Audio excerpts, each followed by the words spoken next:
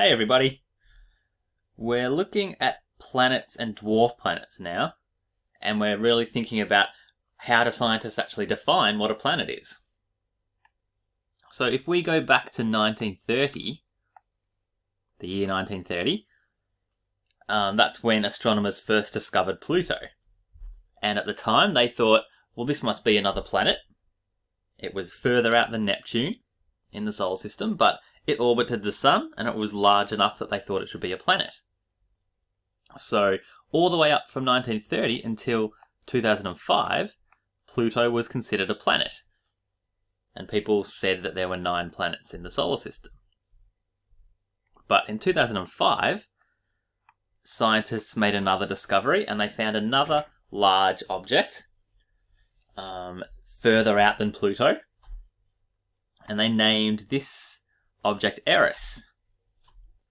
And as soon as Eris was discovered, scientists started to think, well, how many other planets are there?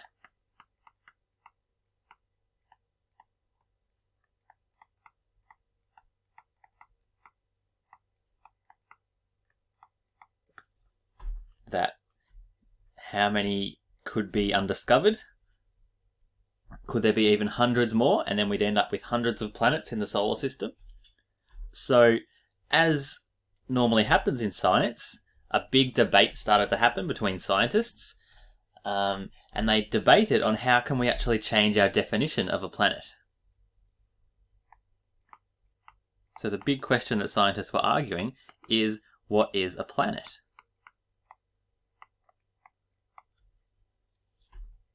And by about a year later, in 2006, scientists actually came to an agreement on what a planet is.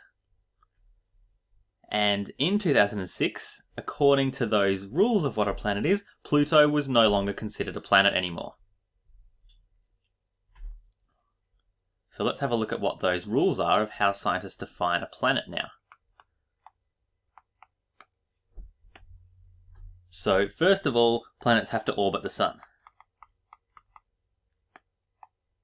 And Pluto and Eris, they both orbit the sun. So they could be considered planets at first.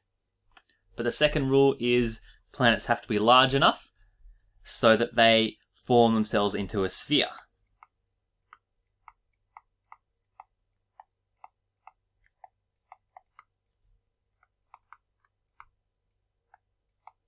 Because if an object is large enough, then it has enough gravity that gravity will pull all the rock or gas into a perfect sphere.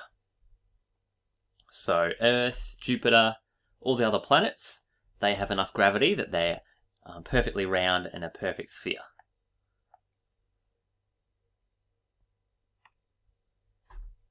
And the third rule they decided on is that planet, as it's orbiting the sun, it has enough gravity that it pulls all the nearby asteroids into it, so the asteroids collide with it and become part of the planet, so that its orbit becomes clear of any other asteroids. And so this rule, scientists say that planet clears its orbit of nearby asteroids and other objects.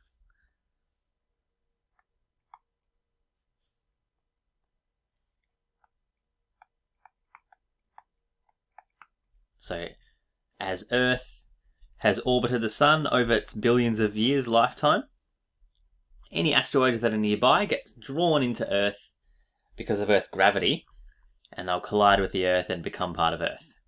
But that means that now, as Earth orbits the sun, there's hardly any asteroids left at all. So Earth has cleared its orbit of all the nearby asteroids.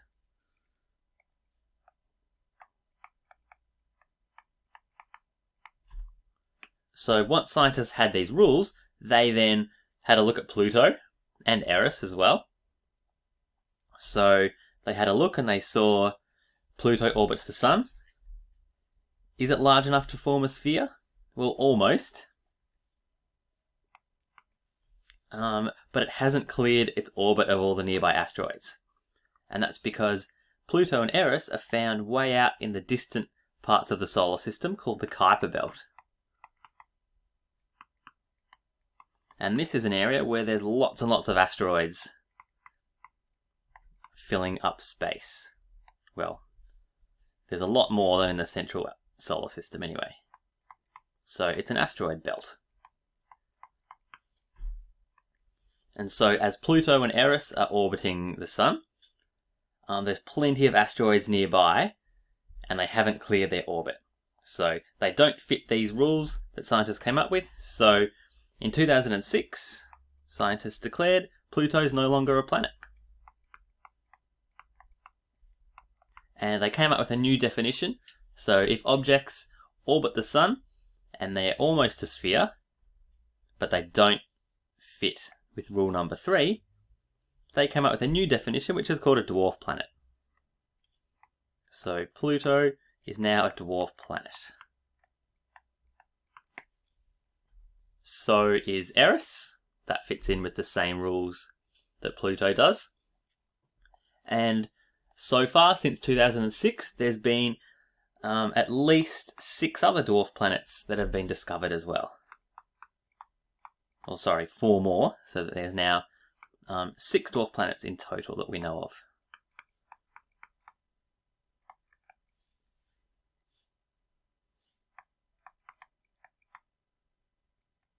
So 6 dwarf planets have now been discovered. Surely there'll be more. So there's bound to be more than 6 dwarf planets, but probably from now the number of planets will stay at 8, and everything else we discover from now on will probably be a dwarf planet anytime in the future. Okay, so that is how we define what a planet is compared to a dwarf planet.